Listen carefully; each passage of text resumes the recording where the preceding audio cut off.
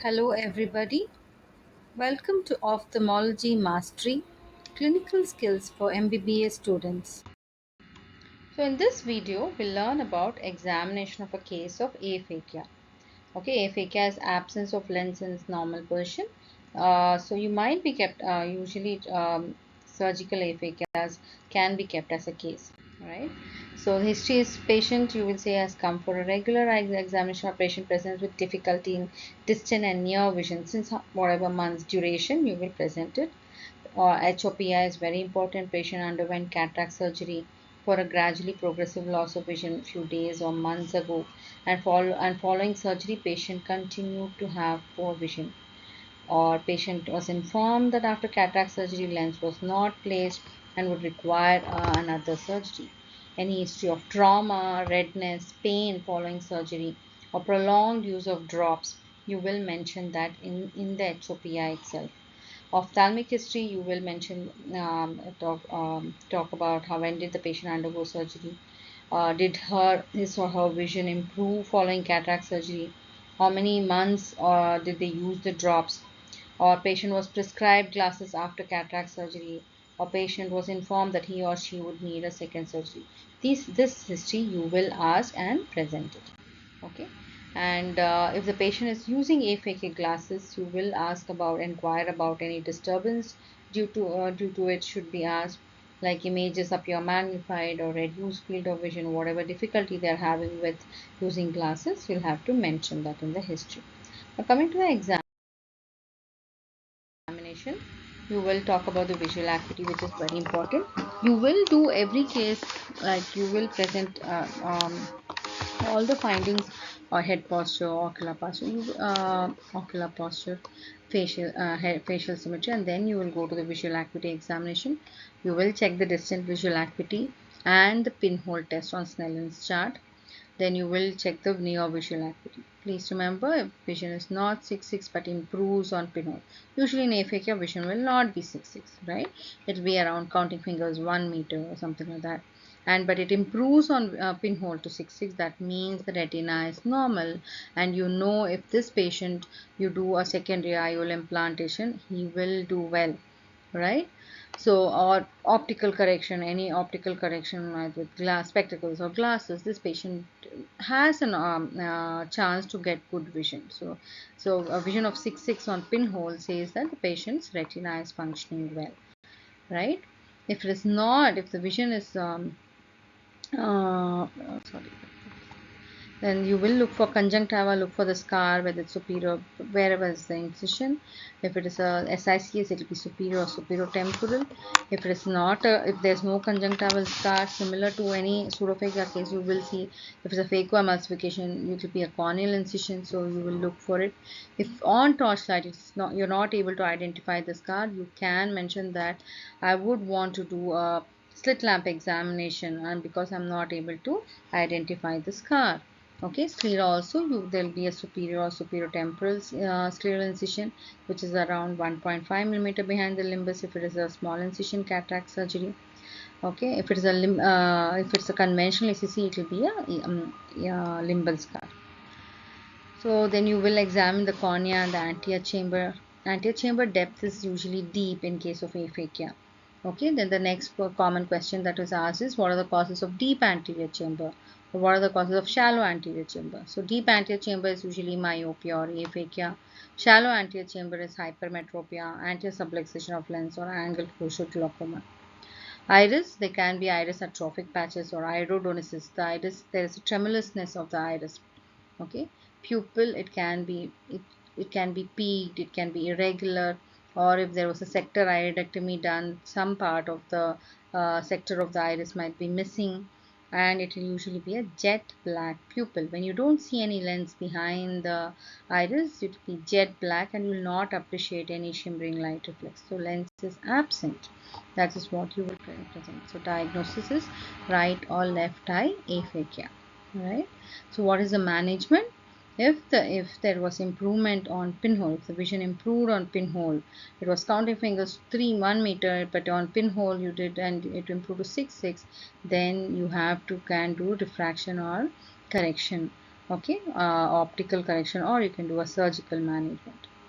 Or if there was no improvement on pinhole, then you will say that you would want to do a slit lamp evaluation, you would want to do a fundoscopy and rule out any other causes for reduced vision.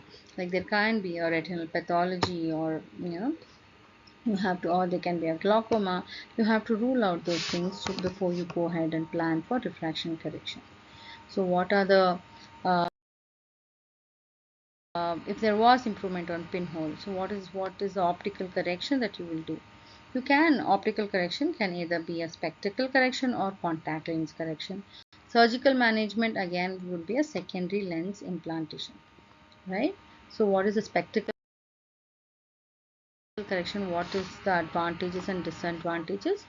um, Advantage is of any spectacle is it's cheap and easy to maintain, right? But disadvantages of aphakic glasses is there is 30% magnification of the images. The patients might have sudden like jack in the box phenomena, where they see that there's a sudden pop of the image in their field of vision because of a peripheral scotoma.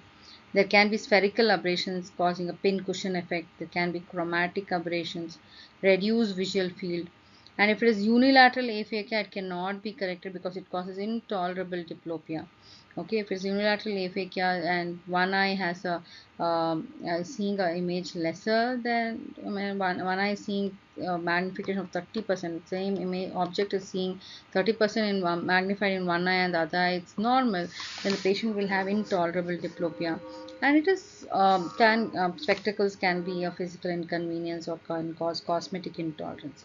So how else can you correct? If not spectacles, you can correct it with contact lens.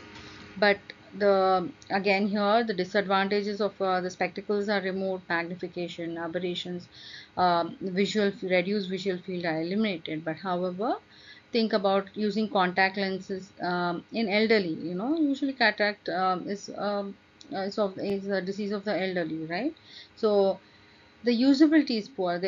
Because there's reduced dexterity in elderly, they cannot remove and put it so every day. So it is difficult for them to use contact lenses. So surgical management is the best management for aphakia. So it can be secondary IOLs. Advantages are there's minimal aftercare. There's minimal anisoconia. There's no magnification of images. There's a good binocular vision and normal field of vision, which are all very good, which are all important for a good visual acuity.